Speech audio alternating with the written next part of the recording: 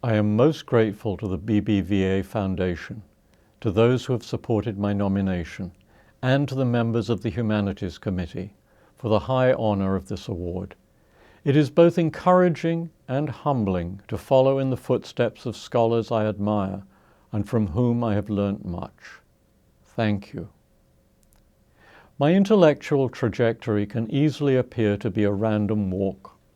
I was trained in mathematics, and that's where my first ventures in the history and philosophy of science were focused. Early in my teaching career, however, a student's question prompted me to explore the life sciences, where I found a treasure trove of interesting philosophical issues. Among them, I tried to explain to a broader public why the attacks on Darwinism were misguided, but equally, why efforts to translate evolutionary theory into a deterministic account of human nature and human conduct were flawed. Then, in the early 1990s, I was invited by the Library of Congress to write a report on the ethical and social consequences of the Human Genome Project. Writing that report, and the book that emerged from it, changed the direction of my thinking. I came to see the search for knowledge as socially embedded, in ways intended to promote the common good.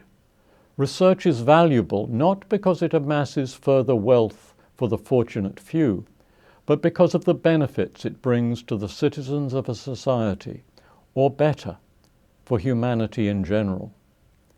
I thus found myself drawn into questions in ethics and political philosophy.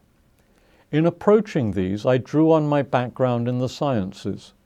My studies of evolution, primatology, anthropology, and human history had taught me that human ethical life must be tens of thousands of years old.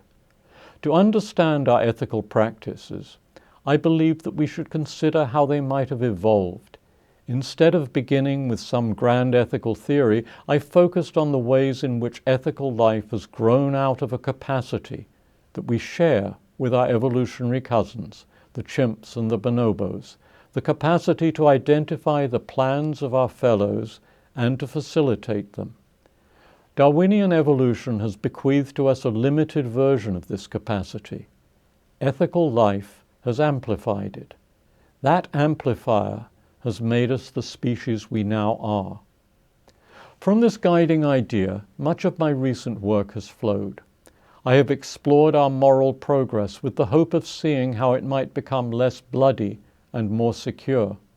I have tried to expose and to address the ethical issues that arise in connection with climate change. And I have attempted to think about the fundamental goals of education and about strategies for achieving them. During the past decade, the issues I have wrestled with have come to seem ever more urgent. Dangers threaten some of the moral advances we have made. Efforts to act to ensure a relatively habitable planet for our descendants set inadequate targets and then fail to meet them. Some nations pursue educational policies that view young people as cogs to be fed into an industrial machine to achieve maximal productivity. Around the world, societies seem to fasten on simplified measures of well-being, derived from a crude picture of humanity. Any commitment to ethics in politics, expressed in crafting measures to advance the common good, seems to have been eroded.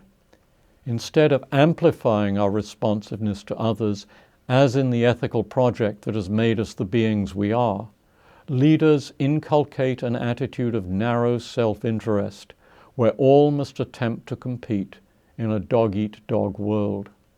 One of the crudest and most grotesque versions of this trend is found in my adopted country, the United States.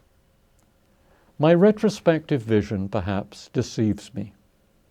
But I don't think of my intellectual journey as a random walk. It consists in trying to recruit diverse areas of inquiry as partners for one another in the project of human progress. The sciences and the humanities should be mutually complementary. Throughout my career, I have sometimes reflected on scientific questions from the perspectives of philosophy, history, literature, and the arts. At other moments, I have drawn on the sciences to tackle an issue in the humanities. At a time when the humanities are often written off as unnecessary, it is reassuring that an award in this area exists. For that, too, I am most grateful to the BBVA Foundation. As someone whose parents lacked the opportunity even for a secondary education, I feel immensely privileged to stand here today. My journey has benefited from much good fortune. I want to end by thanking those who have helped me along the way. Scores of teachers, helpful friends and colleagues, and the support of a lifelong partner, also a philosopher, who has sometimes, but perhaps not often enough, restrained my wilder flights of fancy. Thank you all.